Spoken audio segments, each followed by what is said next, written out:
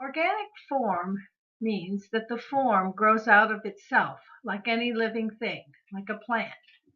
First one thing comes, and then out of that grows another. And you never know exactly what's coming. You can't say in advance what's coming in any really living thing. All right, let's make one movement. Whole self in it. Everything you've got. And there's a pause at the end. Now let another one grow out of the first. And end in a pause. And another one.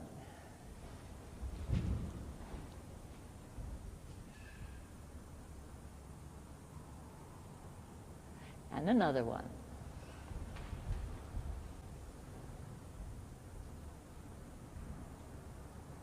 And rest. Activity and passivity is the most basic study I can give you for creative group dance. In creative group dance improvisation, you have to be both active and passive at the same time. You have to be passive in that you sense exactly what is happening around you, whether you see it or not. And you have to be active enough that if you feel there is a need in the group for you to get with it and do the same thing, or do something different, then you do it.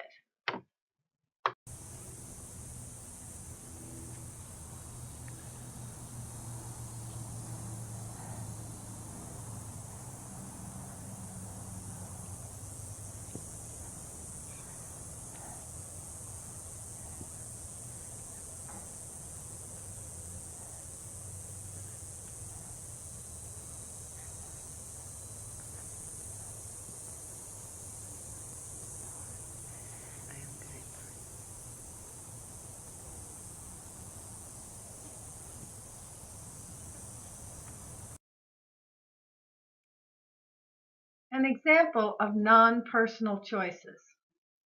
Here's a group. Everybody is passive, expectant, kind of waiting, creative pause.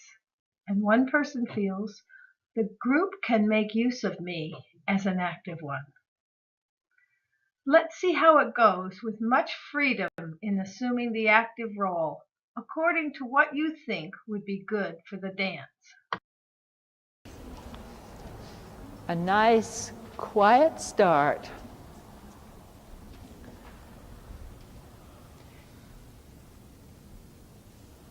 Everybody just reposeful.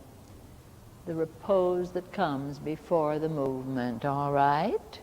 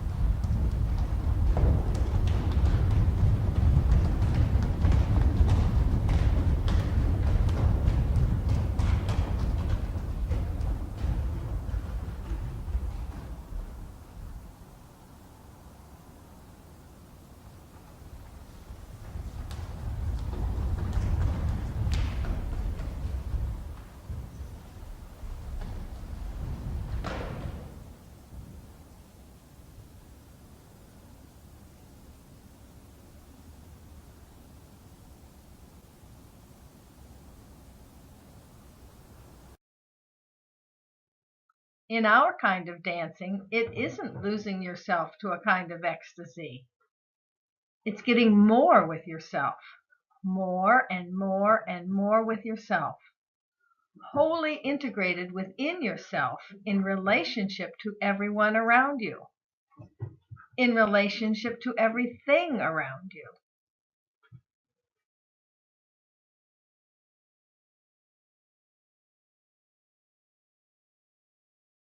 Associating the outward movement with the inhaling and the inward movement with the exhaling is really a straitjacket.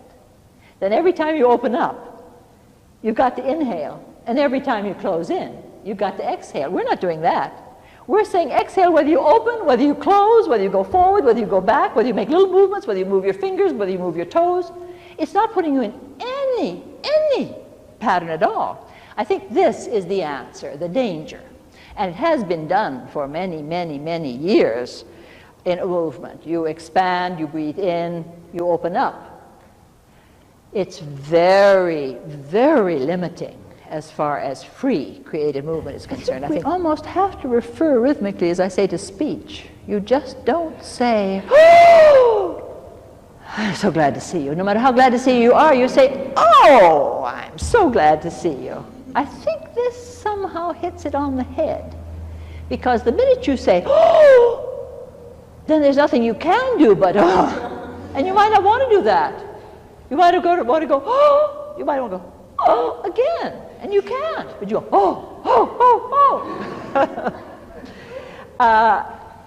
I'm not, all right, let's leave it at that and keep on experimenting. But as I say, while you're here, exhale on every beat. When you go away again, you can inhale on every beat if you want to, but I'll feel sorry for you if you do.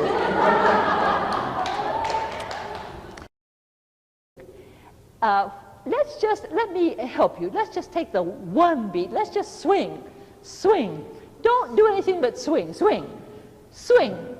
Feel it as a 1, 2, 1, 2, 1, 2, 1, 2. Now feel it as a 1. 1. Now a 1, 2, 3. 1, 2, 3. 1, 2, 3. 1, 2, 3. Now a 1, 2, 1, 2, 1. I mean, what's the difference spatially? Really none. But oh wow, the inner heartbeat of that is very different. Are you all clear about that? These things you can practice. I guess if your breath will say swing, and if you'll be feeling this as a 3-beat thing, then maybe your hands can get a little fancy. Here we go, swing, 2, 3, swing, 2, 3, swing, 2, 3, swing, 2, 3, swing, 2, 3, swing, 2, 3.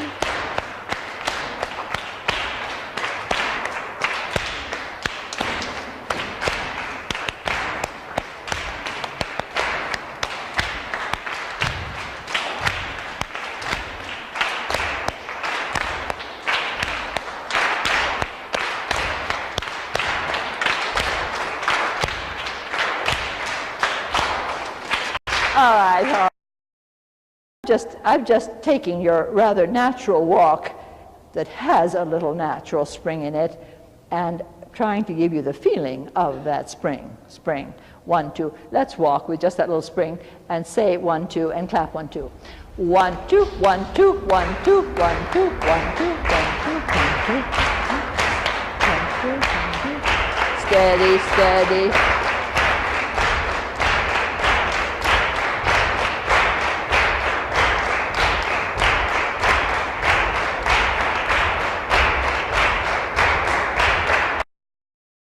The best swing is sort of not just a plain old side-to-side swing, but what I call is sort of a twisting around in kind of a figure 8 feeling. Swing.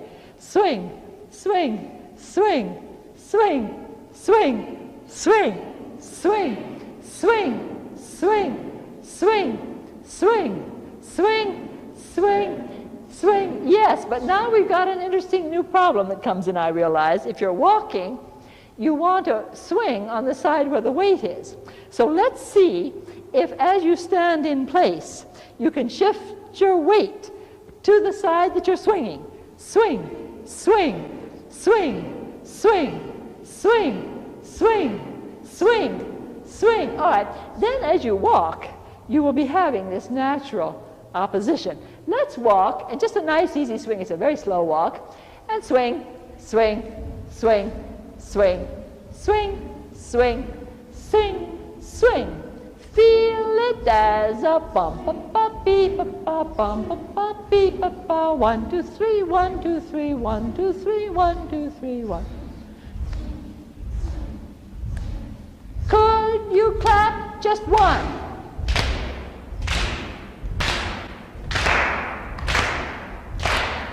Could you feel the 1, 2, 3, 1, 2, 3, 1, 2, 3, 1, 2, 3, 1, 2, 3, 1, 2, 3, 1, 2, 3? Walk it. I want you to exhale so that something happens in here, so that you feel now, so that you exhale in here. It looks as if you're going now, now, now, now, now, now, now, now, now. Even if you just stand and feel now, now, now, now, now. Let there be some bellows action here. It's the integrating factor of the whole person if you want to feel when that movement is occurring.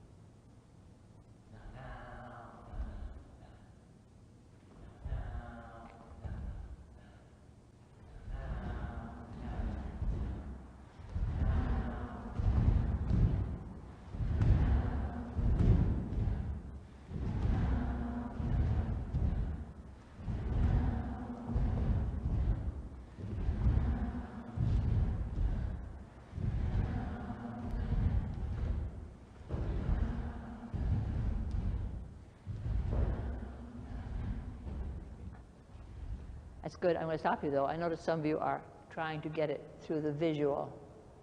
Try hard to get it through the ear.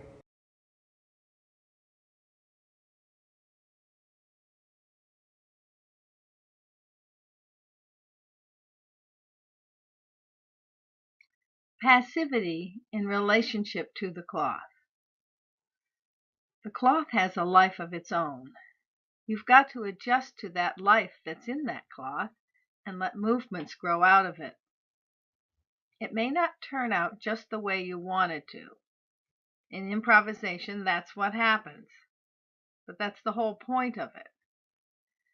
See what you can do with that cloth, giving it a chance to tell you what it wants to do.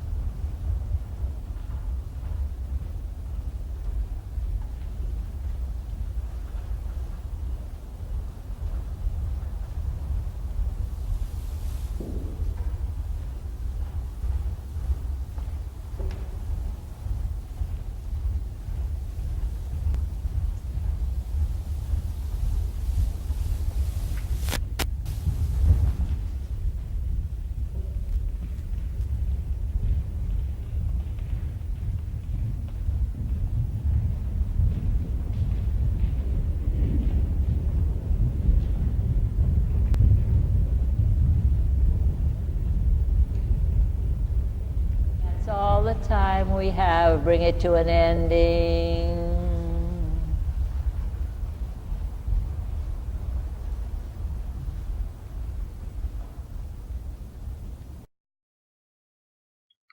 We need emotional expression in every dance we do. The only thing is, how specific is it? Is it hiding or seeking, or being surprised or being hurt? Or is it a diffuse emotional tone? It can be one or the other. If you are wanting a dramatic dance, then it gets more specific. If you are wanting, say, a dance which emphasizes more design, then it is a more generalized emotion. But it is very important that we talk about emotion, because without the emotional life, there's no meaning, there's no expression, there's nothing. Why do I have to work so hard? Well, it's just because you're my artwork. I feel that each day, I mean, you're the instruments of an artwork. I feel that each day must be an artwork. That's why I can't stand it when you come late. The artwork has begun and you spoil it. You spoil the artwork. The artwork in the sense of the form and the feeling as it goes through the day, that it has shape, that it has pulsation, that each period, each day, and it has organic form growing out of the day before. We have certain limitations, and every group is different. Some of you proceed faster in one direction, some groups proceed faster in one direction, slower in another. And of course, I'm like any artist, I'm not satisfied until it is a beautiful form. In other words, a beautiful form to the day. And if it isn't beautiful, if I don't think it's beautiful, it won't be beautiful for you. And what will you be learning? You're supposed to be learning about the art of body movement. And you're studying movement. Each day is a movement. Each period is a movement. Each experience is a movement. And it's a great suffering for me. And I wonder if you know that the creation of an artwork of any kind, if you are really putting yourself into it and trying to make it beautiful, is a suffering. It's a suffering. But it's worth it 1,000 times over. Now, the reason I'm saying all this is because how are you going to approach this? You're going to have to work extremely hard, and you're going to have to suffer. You're going to have to suffer while you're preparing it, because it's so difficult, to say nothing of the suffering you'll have to endure when you've made a failure out of a class, which you will do. All you can say is, please let them come back so I can do better.